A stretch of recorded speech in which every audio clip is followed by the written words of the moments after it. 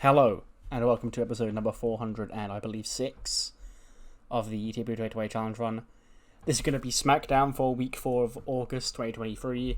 It's the first episode of SmackDown coming out of SummerSlam, where we have a new World Heavyweight Champion. His name is Montez Ford. He cashed in Money in the Bank, took the World Heavyweight Championship home, and him and Bianca Belair now officially a part of the SmackDown roster due to Bianca using up her last wish to move the two over here.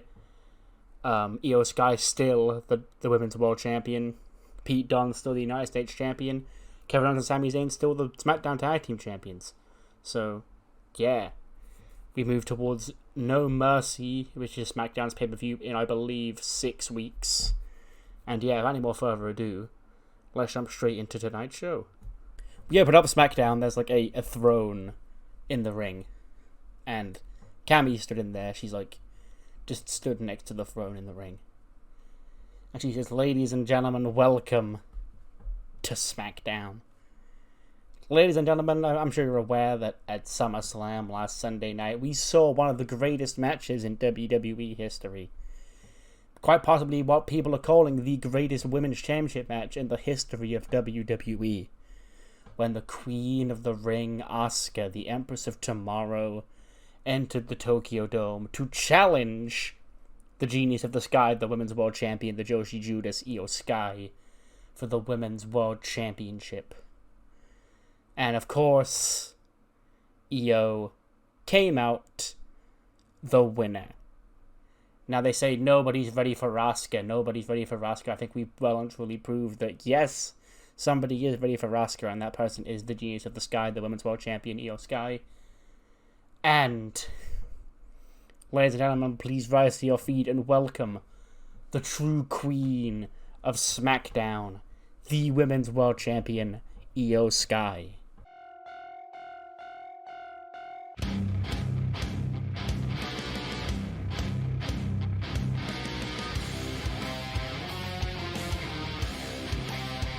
Out comes Io, and she gets to the ring, and she takes a seat on the throne, like Cammy's got in the ring.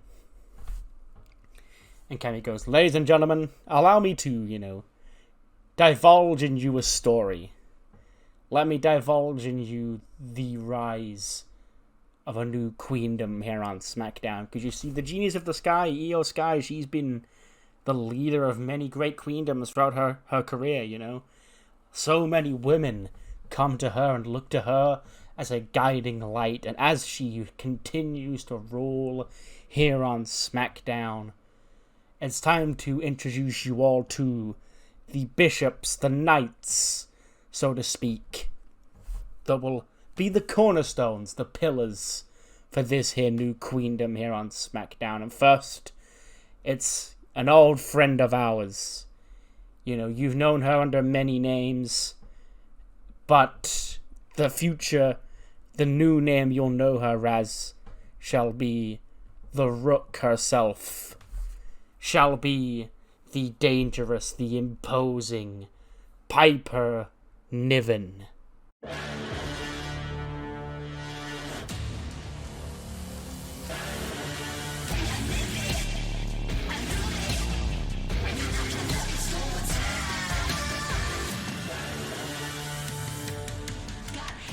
Out comes Piper Niven. She stands behind, or behind, but you can still see her.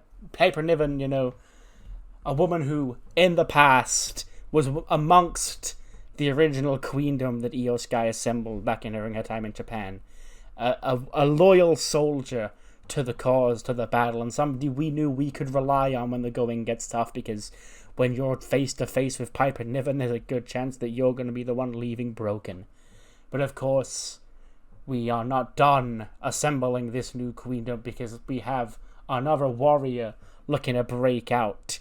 Ladies and gentlemen, please welcome our new bishop, the most dangerous woman in the whole group, because she's got everything to gain and nothing to lose, looking to get her career back on track under the guiding light of the Genius of the Sky, Io Sky. Our new Rainbow Renegade, the former SmackDown Women's Champion, Tegan Nox.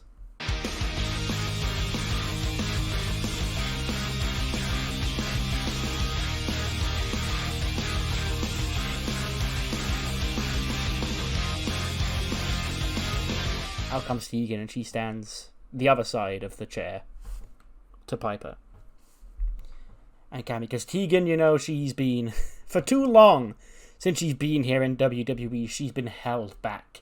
Because you look at her and you saw her tag teaming with Smiley, Kylie Ray.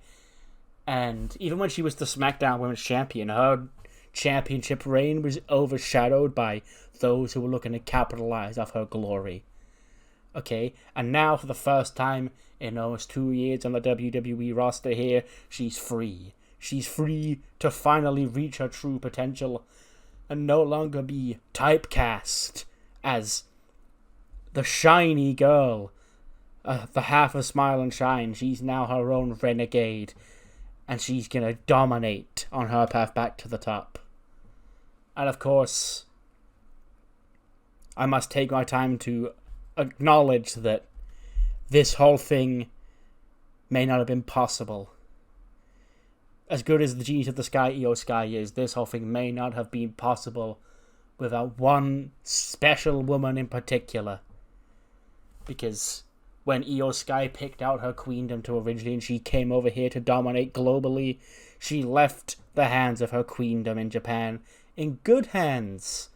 And now, I'm so proud to say that that relationship has spilled over to WWE. Ladies and gentlemen, please give it up for the most important jewel in Io's crown, the heir apparent to this great queendom here on SmackDown, Utami Hayashishita.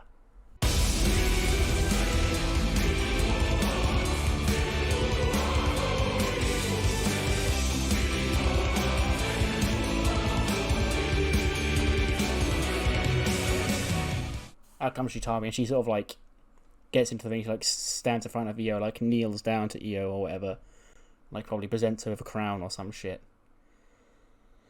She goes, "Well, there you have it, folks. The era that you once knew here on SmackDown is dead, because gone are the days where Candice LeRae would dominate this women's division. Gone are the days where Asuka would dominate this women's division. And Bianca, you're coming over here and you think this is yours to take over? Look what you've got to deal with. Because SmackDown, as much as Asuka may have won Queen of the Ring, is under a new rule here. This is the new queendom. Bow down to the queens."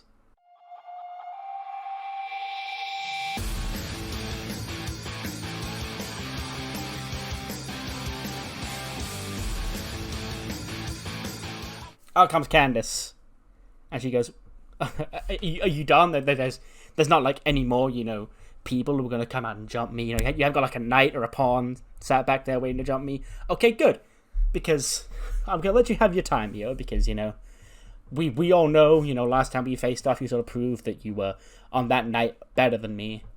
So you deserve the time and you deserve the spotlight. But I have a little bit of addressing that I need to do, Io, and it concerns all of you, and it more importantly concerns that Women's World Championship. You see, 2 months ago back in Paris, you beat me for my title. You know, that title I won in the main event of WrestleMania, you ripped it out of my hands, and I'm not going to lie, Io, it didn't feel good. And it's thanks to these people still having my back that I'm able to pick myself up and come back out here and do what I do best, and do what I love doing, and that's performing here. But of course, with Queen of the Ring and SummerSlam, you know, Asuka, she earned that shot by winning that tournament.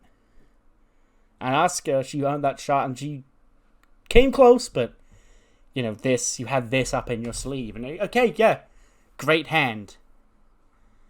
But now, SummerSlam's over, and you're looking for a new challenger for the Women's World Championship.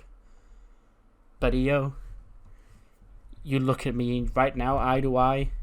You're seeing your greatest rival, who you know never got her rematch for that championship, and someone you know is in line for a rematch for that championship.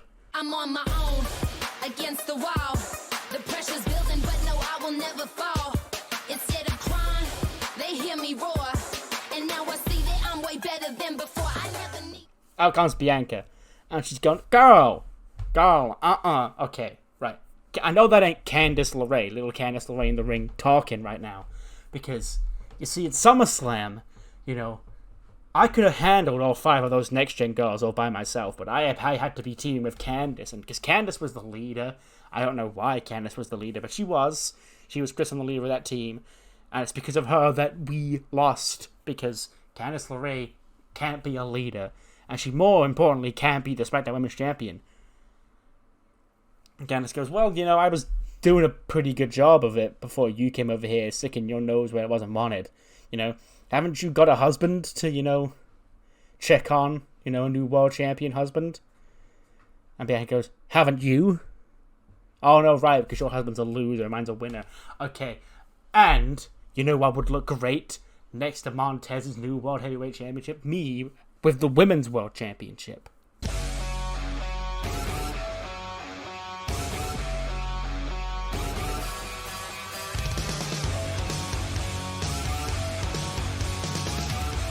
Dakota interrupts, and she goes, girls, okay, like, I can't sit back and just watch you keep yabbing on at each other, you know. Candice, you're gonna blame Bianca for the loss. Bianca, you're gonna blame Candice for your loss. Okay, I get it, it's easier than holding accountability for yourself. But if we're talking about the Women's World Championship, we're talking about the most valuable prize in the women's division here on SmackDown, surely the next shot of that championship should go to someone who won at SummerSlam. And as I look around in the ring here, Io, you won, of course.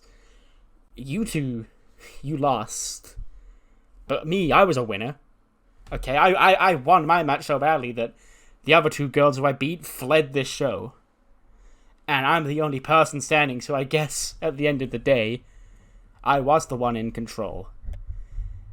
That is, of course, except for the Women's World Champion, who, if she keeps looking at me the way she's looking at me right now, I'll kick her head off. And we won't even have to wait till No Mercy. The Empress of Tomorrow.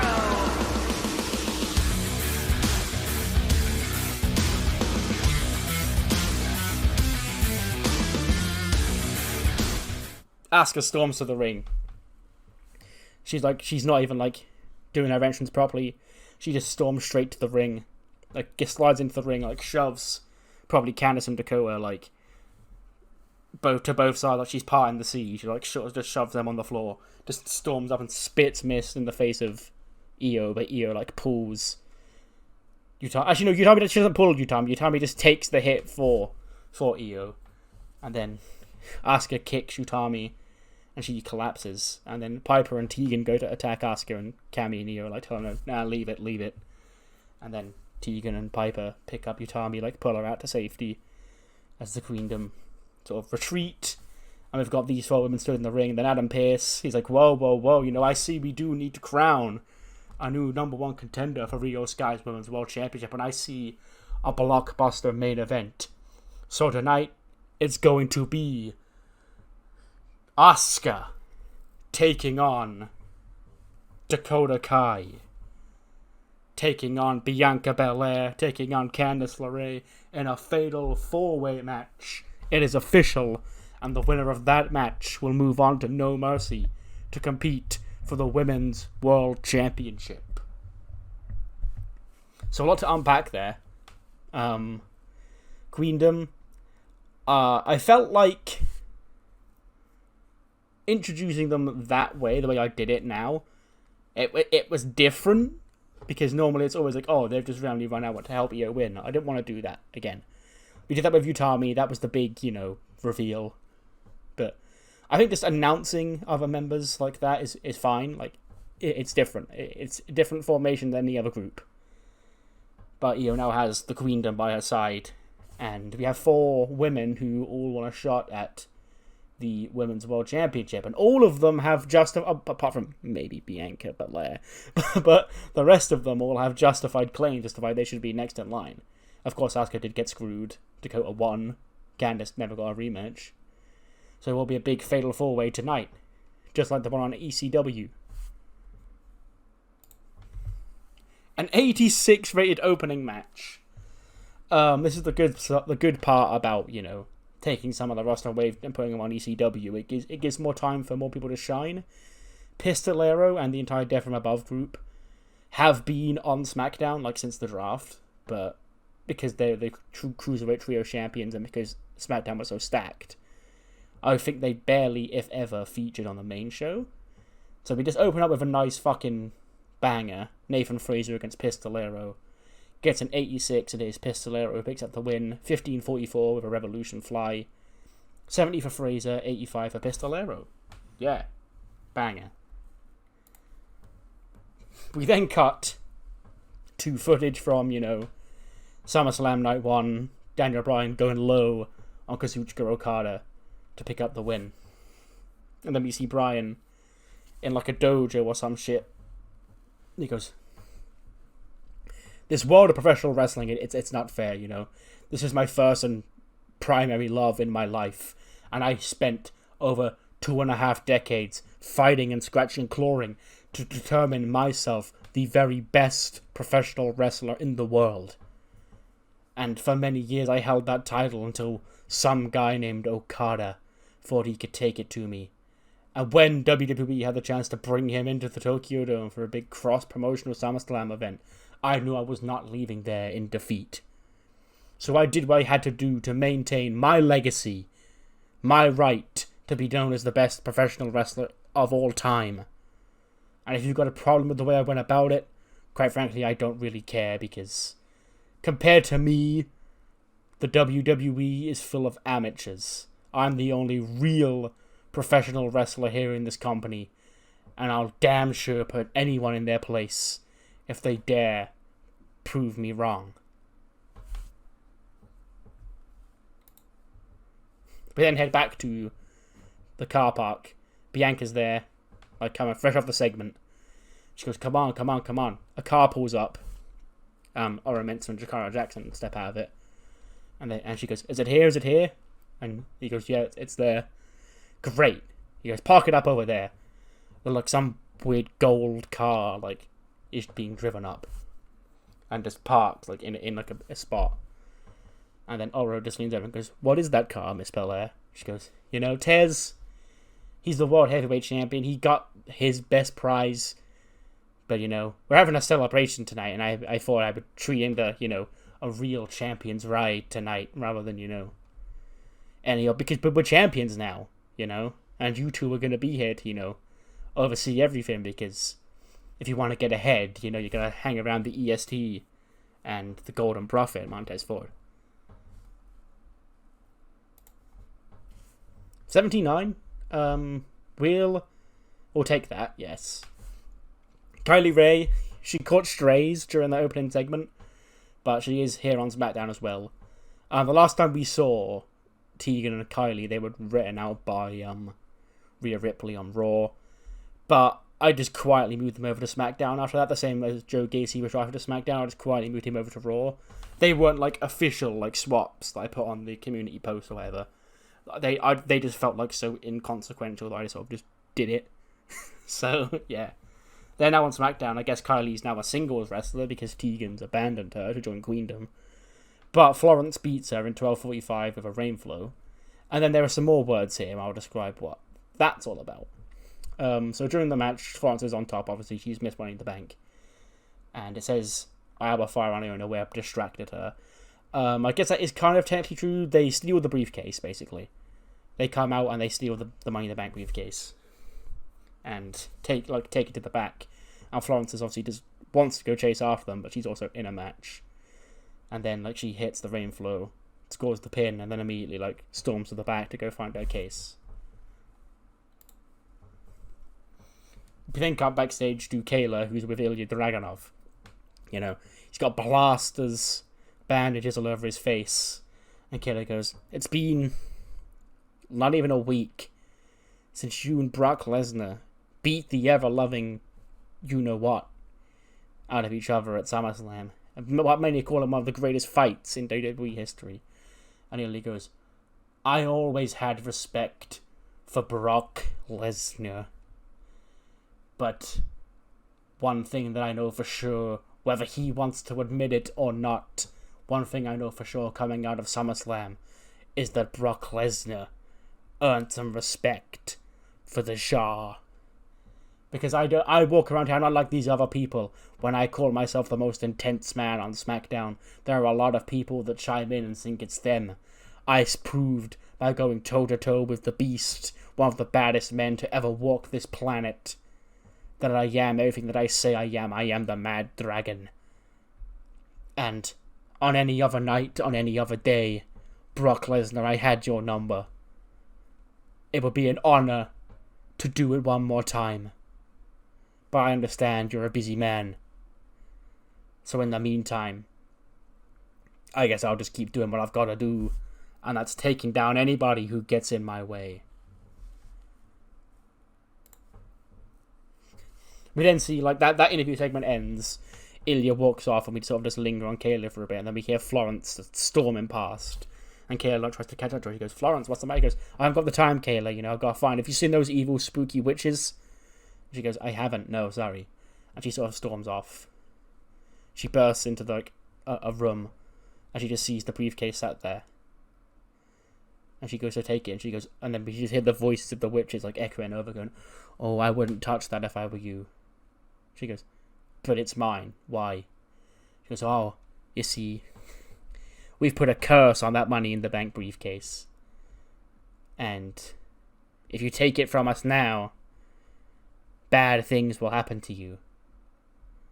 And do you want bad things to happen to you? She goes, oh, yeah, how old do you think I am? I don't buy into this crap. And she just picks up the case and storms out. And then Alba and Iona sort of just pop out from the shadows, just like laughing, going, oh dear, she's taking the case. 59. Quick squash. Bronson Steiner picks up another win. He squashes Dexter, well, not squashes, 5 minutes is decently length. But he makes short work of Dexter Lumis with a Steiner recliner in 5 minutes and 4 seconds. 83 for Bronson Steiner, 55 for Dexter Lumis. Dexter is, unfortunately, he's taken the role very quickly of, you know, babyface enhancement talent. I will open up and say that he came back for part of the Angel Garza angle, but I have temporarily shelved the Angel Garza angle because it involved JoJo. I didn't want JoJo to be a part of it now, given, you know, stuff. So that caused just a whole lot of stuff to just, you know, well, not a whole lot of stuff, but that specific story just to get shelved for a bit. Garza's now over on ECW, and Dexter's over here just as a baby. I'll find a role for him soon, because I do like his character. So, but yeah, for now, Bronson Steiner just puts him out with the Steiner recliner. Then after the match, he keeps that Steiner recliner locked in when good old Keith Lee and his stanchion come out again. And he's getting ready to beat his ass. And Bronson Steiner runs away, and this time Keith grabs the mic. And he's no longer, you know, Sir Keithus Lee. He's angry, and he goes, Bronson, you didn't think this was over, did you? Name the time, name the place, and we have a rematch, and I whoop that ass. He just slams the mic down, and Bronson Steiner sort of like just shouts at him from the ramp. He goes, I'll tell you next week, big boy. I'll tell you next week, huh? Your funeral. So yeah, Keith Lee wants to run it back with Bronson Steiner one more time. Let's see if he accepts. We then see Tony D and the D'Angelo family backstage. Hey, you know, SummerSlam, biggest party of the summer, was a great success. But you know what made it even better? An appearance from the D'Angelo family. Now, I see, at the start of the show, I saw Io, she has this queendom. And she thinks she runs WWE, but just you wait till the mole, Elektra Lopez, gets into that division, and she's going to prove that there's only one family that runs things around here, and it ain't the queendom. It's the D'Angelo family. You got it? Capiche?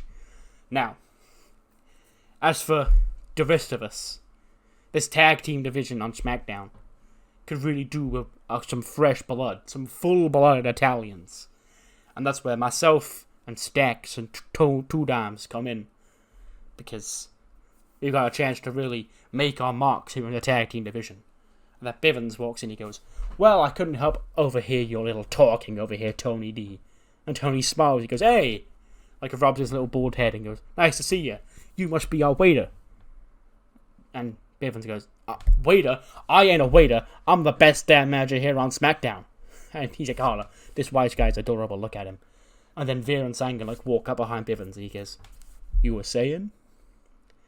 And Tony D goes, oh, I see these two big boys around here. I say, I'm not scared of you big boys, okay? We've dealt with problems bigger than this right now. The only problem is Big Cash, Big Cash, he's hurt right now. And then Bivens goes, you're not scared, are you, Tony? Huh? You're not scared that if you send your two little henchmen out there tonight against my boys, that Veer is going to unload all over both their asses, are you? Tony goes, no, this is a chance for the D'Angelo family to get their first real hit here on SmackDown. We'll see you boys later on tonight, waiter. And I'll have a wine after the match. Capiche? Bivens goes, oh, you'll get something after the match, alright. You'll get something. And he walks off. Just a fun backstage segment to set up later on tonight, the D'Angelo family, 2 Diamond Stacks, taking on Indus. Speaking of tag team, Nebo and Rufus have absolutely zero chemistry. That's not good. But yeah, it is Nebo Barnes and Rufus Hammond of the Revolution defeating La French Connection. Rufus Hamilton pins Idris Inoue with a Stonebreaker. 46 for Rufus, 61 for Nebo, 52 for Malik, and a 56 for Idris Inoue. After the match, Buster Gates gets into the ring with his 2 boys, and he goes, listen up, y'all, listen up. Because our Buster here's got something he wants to say. Now, since we debuted here on SmackDown, we've been saying the Revolution's televised. The Revolution's going to be televised. And we've already made an impact in quite a short time. But, my friends, it's not lost on me that we could have made even more of an impact than we've already made. And I'll tell you why that is.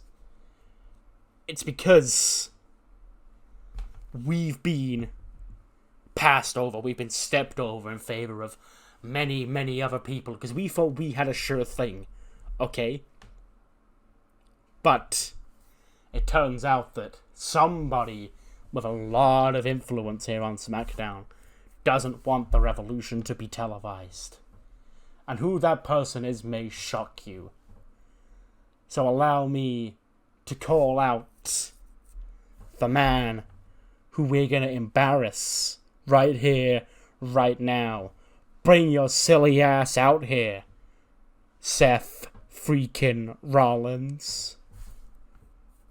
Oh, come Seth. And he goes, I was hearing you yapping from the back and I wasn't sure, are you the next people to come out here and try and make a name at my expense, just like Will Ospreay did at SummerSlam?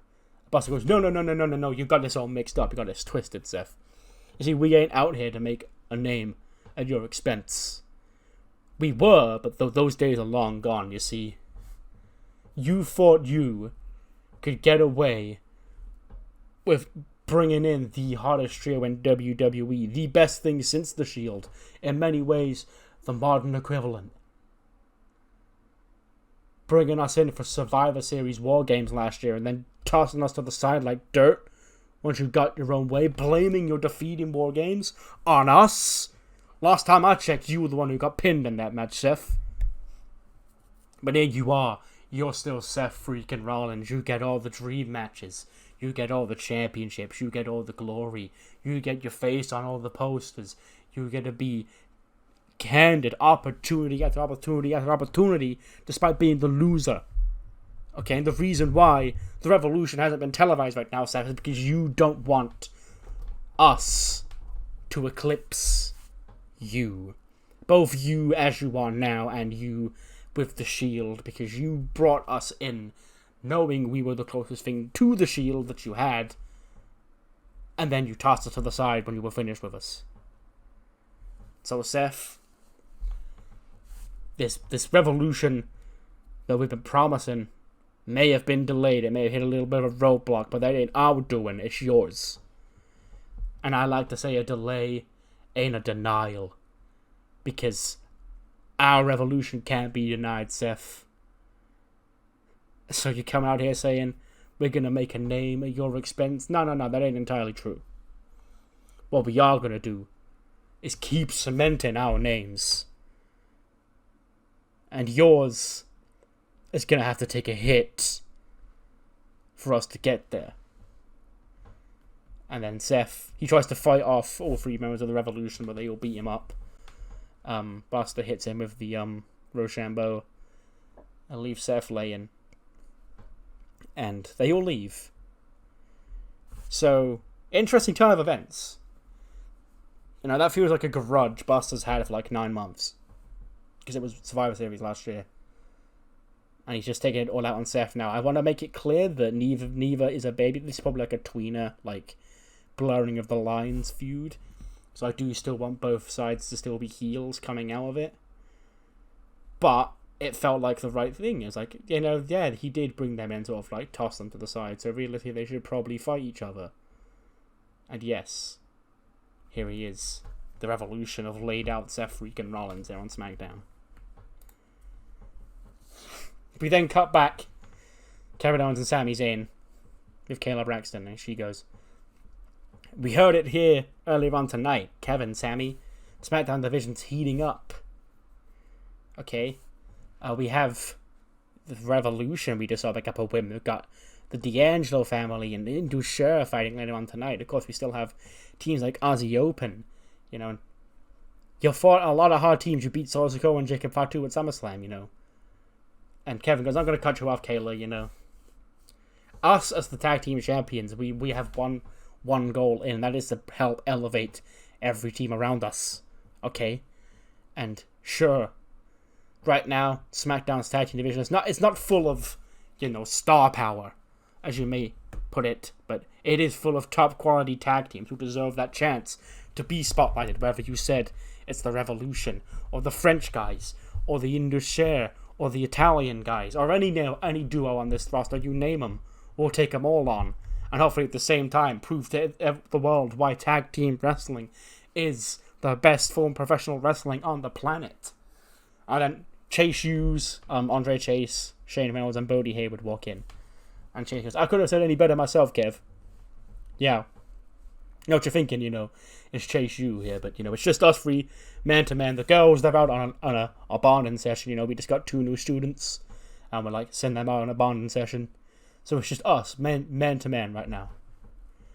Chase U are sniffing around championship gold soon.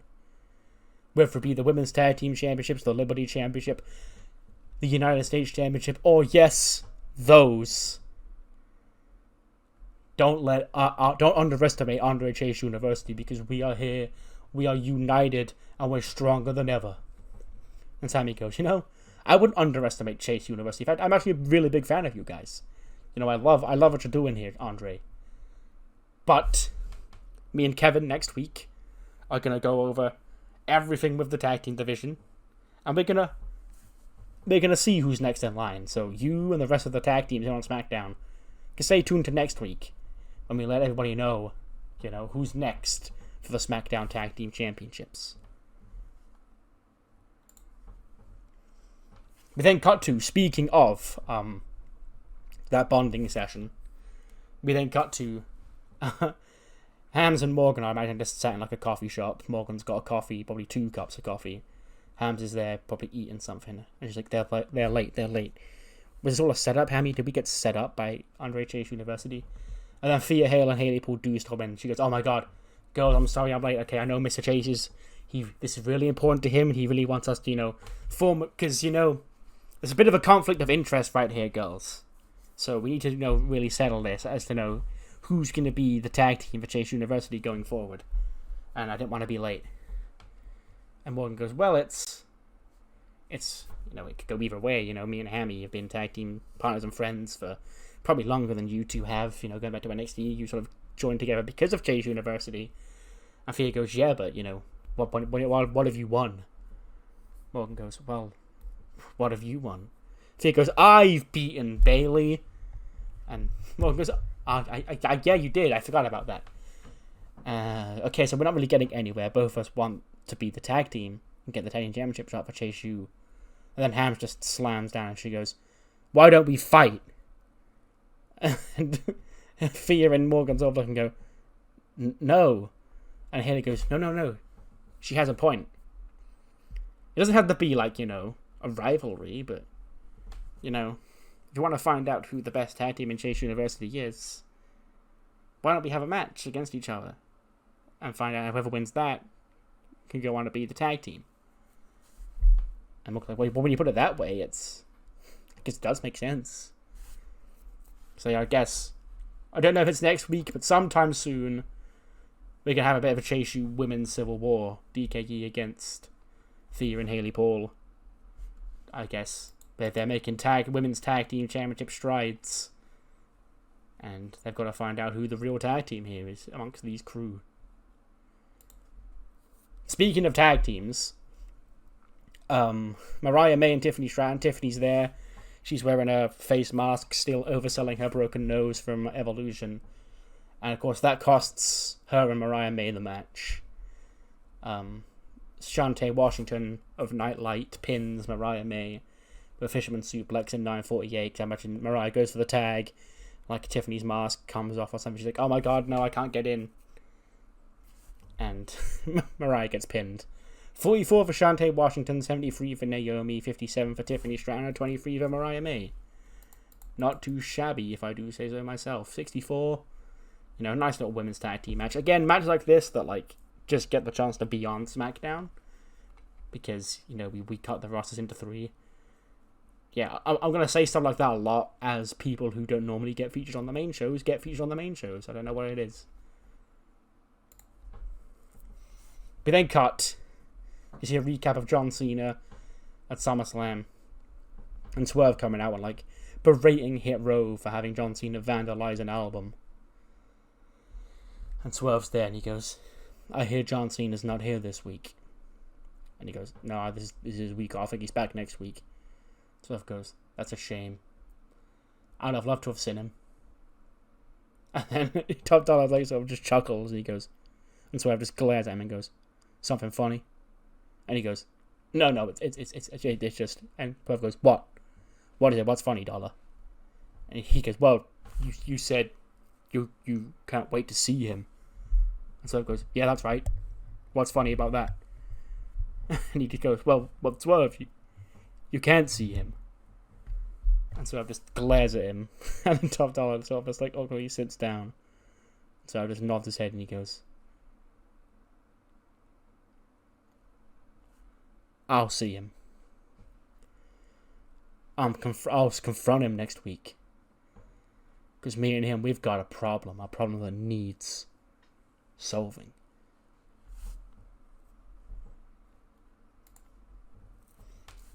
Huh.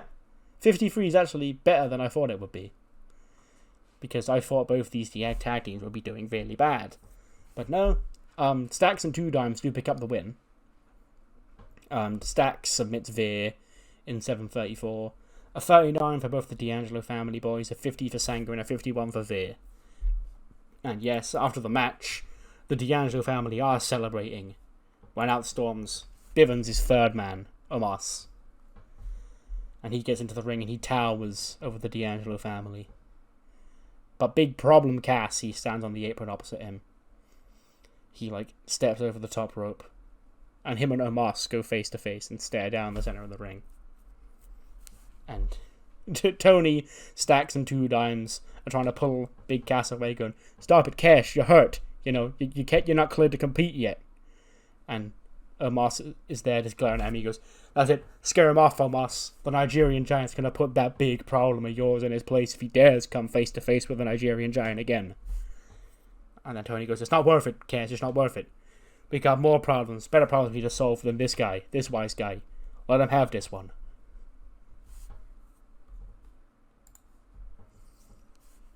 We then see Kayla and Pete Dunne backstage, and she goes, "Pete, SummerSlam, the odds were against you. You had 4 challenges in a fatal 5-way to determine who would be the United States champion. You left that match still the United States champion, Buster Gates, Nathan Fraser, The Miz, Angelo Dawkins, 4 great competitors, but you're still standing here." And he goes, "That's right. I think I proved at SummerSlam that it don't matter how many people you stick in the ring with me.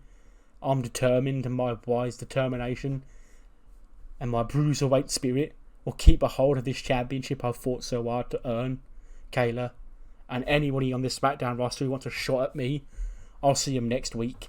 And then The Miz walks in and he goes, "So, Pete, I hear you're looking for a challenger for your United States Championship."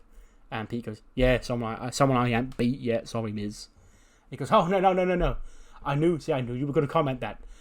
But you didn't beat me, did you, Pete? Because we never had a one-on-one match, okay? If it was just me and you at SummerSlam, without the other 3 losers, I'd be the United States Champion right now. And the only reason I'm not is because I don't have 4 pairs of eyes around my head looking for any idiot who could become from any direction, specifically to stop me becoming the United States Champion. Because, I came into that match wanting to become the United States Champion, but I'm not convinced the other guys did. They didn't care if they left the champion, they just didn't want me to leave the champion, because there's always gotta be people trying to stop The Miz here in WWE.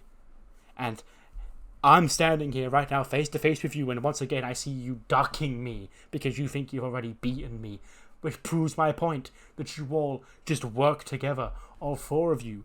You didn't care who won as long as The Miz lost. I'm sick of it. I'm sick of it. And Pete Dunne just turns his head and looks at him, like scowls at him and goes, "Mate, what are you on about? You said I didn't want to fight you next week because I already beat you. I just don't think you want a shot. If you want to fight next week for this championship, I ain't scared of you. Miz, you're on. I'll see you next week. Is that what you want?" Miz goes, "It is one step closer to clearing my name here on SmackDown. Good luck, Pete. You don't have your other friends next week to bail you out." And new. 86 for the main event. We'll take that. That's not too terribly bad. It goes 22 minutes and 6 seconds. I imagine Cammy's probably on commentary for it. The match, Asuka dominating most of it. The other 3 have to work together to take her out. And then towards the end of the match, Candice and Bianca are going at it again. Bianca gets Candice up for the KOD. She goes to slam her down, but Candice lands on her feet, hits a code breaker or something, and then hits the Lion Salt on Bianca Belair. Gets a 1-2, and then Asuka breaks it up. And then Bianca at that point, she rolls to the outside. And then she goes to slide back in, and Asuka's the one standing on her feet. She's calling Bianca in. And then she sort of pretends to look at a watch or something on her wrist, and she goes, "Oh, I've got somewhere I need to be, I've got to go sort out Tez's celebration up next." And then Bianca just walks out of the match. And Asuka then clocks Candice LeRae with a big kick. And Dakota Kai charges in and hits a scorpion kick on Asuka. And then Asuka rolls to the outside. And then when Candice gets to her feet again, Dakota hits a chiropractor, pins Candice LeRae. And Dakota Kai has earned the Women's World Championship opportunity against Io Sky at No Mercy. 89 for Bianca, 81 for Candice, 79 for Dakota Kai, and a 94 for Asuka. Sure. Yes. So, yeah, Dakota. I thought she deserved the shot most because, she won the singles match at SummerSlam. And, every other woman has got a different direction they're going in. But, yeah. Don't worry, the SmackDown Women's Division, from now until, WrestleMania, I know what everyone's doing, basically. I've got all my key parts in place. So, injury or pregnancy aside, and not much changing, I'm positive everybody will be alright. But having to pick someone to pin in this match was annoying because I didn't really want anyone to take the loss. But Candice being Candice LeRae, I felt like even if she is still hanging in that mix, she can eat more pins than Dakota, Bianca and Asuka, basically. Because she's, I guess, technically the lifelong underdog. Next week, though, as we heard just a moment ago, it will be a United States Championship match. It will be Pete Dunne defending his United States Championship against The Miz. In what should be, a fun encounter. The Miz is not going to want to fight Pete Dunne in his British strong style, but we'll see how that goes. And on top of that, we have Kevin Owens and Sami Zayn have promised, an announcement regarding the future of the SmackDown Tag Team division, who's next in line, what the future holds for No Mercy and beyond, I guess. So stay tuned for that one. And as we heard earlier on tonight, a women's tag team match as Morgan Daniels and Hans Katana of DKE take on Thea Hale and Haley Paul, both teams of Chase University. We're going to find out who the Chase U women's tag team shall be. And Big Match John is back in the house. John Cena returns to SmackDown once again, and who knows what he's got on his mind for next week. Moving on from that, though, we do have our first match announced for No Mercy, which is the first week of October, so 6 weeks away. 5 weeks from Sunday, yeah. And it will be Io Sky defending the Women's World Championship against her challenger Dakota Kai. The last remaining member of Damage Control on this brand gets a shot at the Queen of SmackDown, that being Io Sky, in just 5 weeks at No Mercy.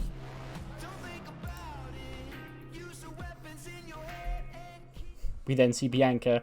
She comes to the ring with Oro Mensah and Jakara Jackson, carrying other stuff, they're helping her get all set up.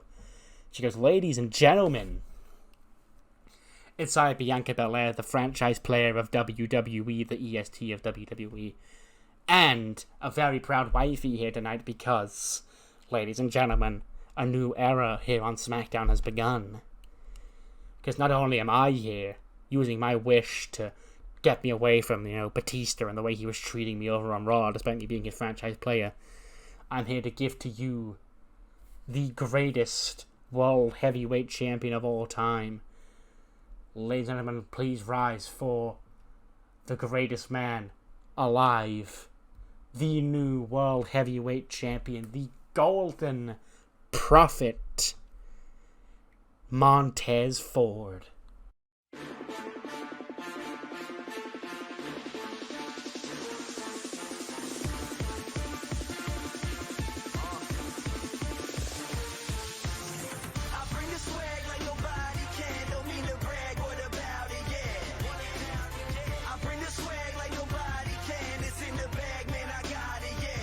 Out comes Taz. He's got a sparkly suit on. He's got a suit. He's got the World Heavyweight Championship around his waist. He's looking like a fucking star.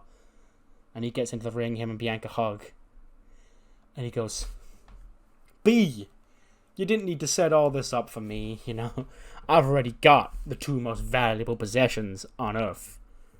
You and the World Heavyweight Championship." Because even on Raw, I was watching Raw. I was watching SmackDown, and I see LA Knight, and I see Carmelo Hayes, and I see them going, back and forth on this microphone. Going, I'm him, I'm going to be the World Heavyweight Champion. Then the LA Knight's going to go, yeah, I'm going to be the World Heavyweight Champion. Now, whose game is it? And I laughed because me and B, she had that wish, I had that case. We had the power to do whatever we wanted. And I knew watching those two men argue, neither man was leaving SummerSlam with the World Heavyweight Championship. That was going around my waist. Now, I see you got all these gifts in this ring for me. Like I said, being your husband is the greatest gift of all. Being the World Heavyweight Champion is the second greatest gift of all. But it'll be rude to say no. So what's this? You got champagne? You got all sorts of stuff in here? And he goes, "Indeed." And, Tez, I was trying being humble, but that never got me anywhere here in WWE. Even though I won championships, I became the franchise player, people still disrespected me and didn't see me like that. So now, it's time to brag. It's time to kick back and celebrate. Because we are truly elite.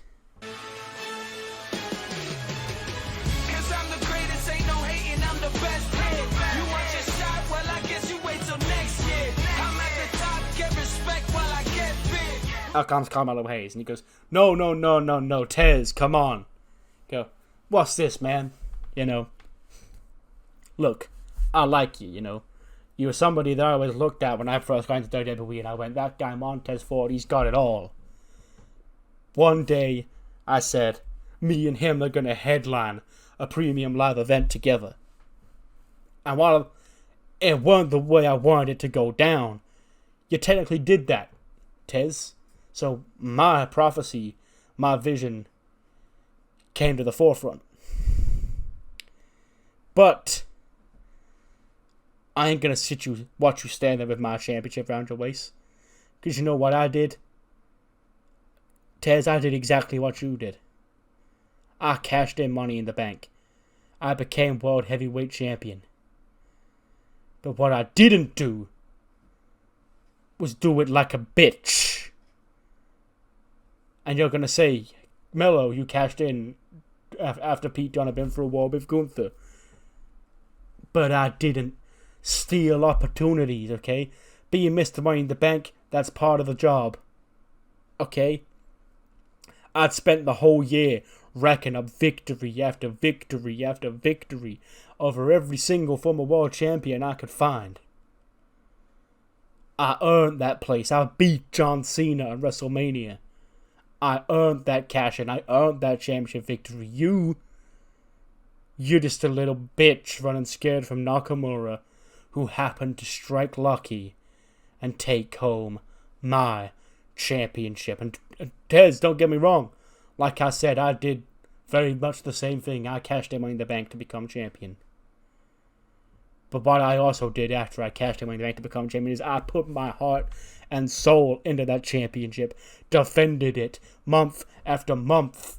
Until a guy who, I may have ran him down the mic, but, you know, a guy who earned my respect in LA Knight, who won King of the Ring, stepped into my face for it. And even then, I would have put him down.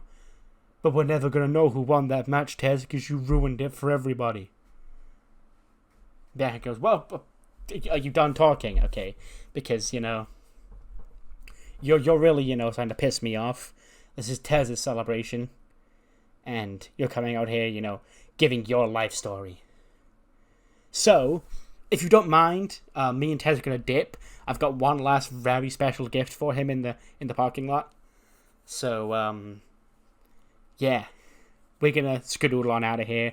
And you can keep crying like a bitch in this ring if you want. But you're never going to be on Tez's elite level. And Bianca and Montez Ford walk out of the ring. Chikara and Oro Mensah are just still stood there. And Mello and Trick sort of look around the ring and go, well, what have we got here, Trick? Got some champagne here, Mello. Champagne, huh? He pops the cap and, like, throws it all in Oro Mensah's face. Trick and Carmelo Hayes beat up Oro Mensah in the ring. Chikara Jackson, like, sort of just watching around because she can't really do anything. And then as that fight's going on, we cut backstage where Tez and Bianca are leaving. And they're going, Tez is going, we're not going to check on, you know, Oro and Chikara. Then goes, baby, they don't matter. That's okay. We're the two that matter. Okay, they're here to do our handiwork. They're not the same level as us. But I have got one more surprise for you. It's right here. And then, of course, the car that she bought for Montez Ford is gone. And he goes, well, what is it, B? She goes, I bought it right here. Like, it's a fancy new car. And then we hear the car horn honk from behind them. They turn around. The window rolls down. LA Knight's inside. He goes, let me talk to you. You think you can steal my championship away from me? Steal my prize position away from me? Well, you ain't getting this either. Yeah. And then LA Knight drives off with the car. Lovely bit of Grand Theft Auto from my baby face to end the show as Tez and Bianca watch on in anger. So a very hectic final segment. But, you know, we love having fun around these parts. So, we're no closer to finding out who the real world champion is, I guess. Well, it is. We're not. It's Montez Ford, but both the other men seem to think they were screwed out of the championship. And they sort of both have a valid complaint. Because LA Knight had Carmelo Hayes beaten. But Carmelo Hayes wasn't officially beaten, so he was still technically the champion. Anyway, the show goes off the air, getting a 90. Yeah, very wild episode of SmackDown this week.